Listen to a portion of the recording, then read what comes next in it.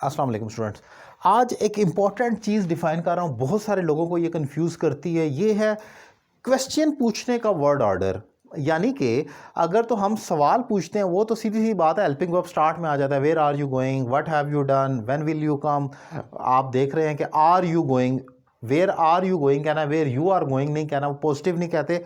Where के साथ interrogative कहते तो आर यू गोइंग होना चाहिए। लेकिन क्या आपको मालूम है, इंपॉर्टेंट पॉइंट जो है कि अगर आपकी मेन क्लॉज कुछ और उसके आगे जो क्वेश्चन पूछा जा रहा हो तो वो फिर इंटरोगेटिव नहीं रहता बल्कि पॉजिटिव की तरह पूछा जाता है। यही वर्ड ऑर्डर है असल में क्वेश्चंस का। फॉर एग्जांपल आप ज़रा गौर करें यहाँ पर, do you know where Hasan has gone. अब मैंने लिखा है क्या तुम्हें पता है हसन कहाँ गया। मैं ये नहीं कह सकता do you know where has Hasan gone, क्या तुम्हें मालूम है हसन कहाँ गया है। अब क्योंकि डू यू नो हमारी मेन क्लॉज जब आ गया तो आगे हमने इसको पॉजिटिव कर कर पूछ रहे, इंटरोगेटिव नहीं करना इसको। लेकिन अगर अलग करना हो तो मैं इसको यूँ लिखूंगा, वेयर हैज़ हसन गॉन। असल में जो मेरा क्वेश्चन है वो ये है कि हसन कहाँ गया है, वेयर हैज़ हसन गॉन। लेकिन मैं यहाँ पर क्योंकि आप देख सकते हैं कि क्योंकि ये मेन क्लॉज के साथ आ रहा है, उसका दूसरा हिस्सा सबऑर्डिनेट के तौर पर इस्तेमाल हो रहा है तो ये पॉजिटिव हो जाएगा।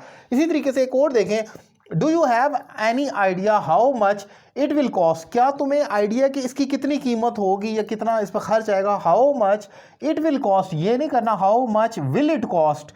अब यहाँ पर हम ये क्यों नहीं लिख सकते विल इट कॉस्ट, क्योंकि अगर आप अकेला क्वेश्चन करेंगे फिर तो खाली यही आएगा how much will it cost, इसकी कितनी कीमत हो जाएगी, how much will it cost के यानी कि इस पर कितना खर्च आएगा। लेकिन अगर आप इस तरीके से पूछेंगे do you have any idea, अगर आपका मेन सेंटेंस कुछ और हो गया मेन टेंस, फिर आपको आगे पॉजिटिव रखना पड़ेगा। ये इंपॉर्टेंट पॉइंट है। एक और एग्जाम्पल देखें, please explain what you mean. Please मुझे डिफाइन करो कि तुम्हारा इसका इस बात का क्या मीनिंग है, क्या इसका मतलब है। अब यहाँ पर आप गौर करें कि प्लीज़ एक्सप्लेन एक इम्पेरेटिव सेंटेंस है। जब ये आ गया उसके बाद ये पॉजिटिव होगा। मैं ये नहीं लिखूंगा व्हाट डू यू मीन, अगर कोई ऐसे लिखेगा तो गलत है। Please explain what do you mean, ये गलत है। प्लीज़ एक्सप्लेन के बाद पॉजिटिव क्वेश्चन पूछा जाएगा, इंटरोगेटिव नहीं होगा।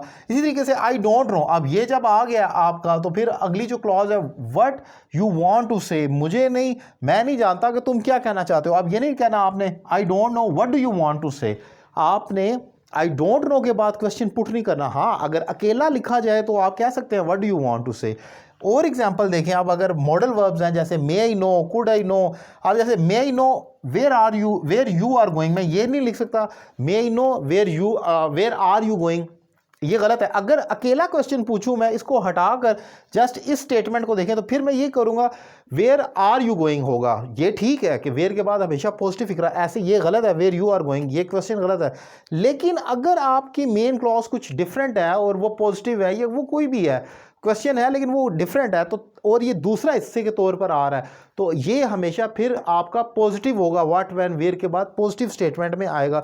इसको हम दीगर तरीकों से देखें तो क्लॉजेस कहते हैं, कोई नाउन क्लॉज बन जाती है तो पॉजिटिव हो जाती है, कोई एडवर्ब क्लॉज बन जाती है, कोई एडजेक्टिव क्लॉज बन जाती है तो पॉजिटिव हो जाती है। क्लॉजेस भी हैं लेकिन अब मैंने उसको कॉम्प्लिकेटेड नहीं किया, आसान आपको समझाया। अगर पहला फिक्रा कुछ और है तो और आगे क्वेश्चन आ रहा है तो बस याद रखें कि वो हमेशा पॉजिटिव होगा। उम्मीद करता हूँ ये शॉर्ट ट्रिक आपको समझ आई होगी। अगर आपको मेरे पढ़ाने का तरीका पसंद आया तो मुझसे ऑनलाइन कोर्स भी आप कर सकते हैं। बेसिक से स्टार्ट करें, घर बैठे अपनी मर्ज़ी का एक टाइम सेलेक्ट करें, 1-on-1 क्लास लें और घर बैठे अपनी इंग्लिश में इंप्रूवमेंट लेकर आएँ। Thank you very much.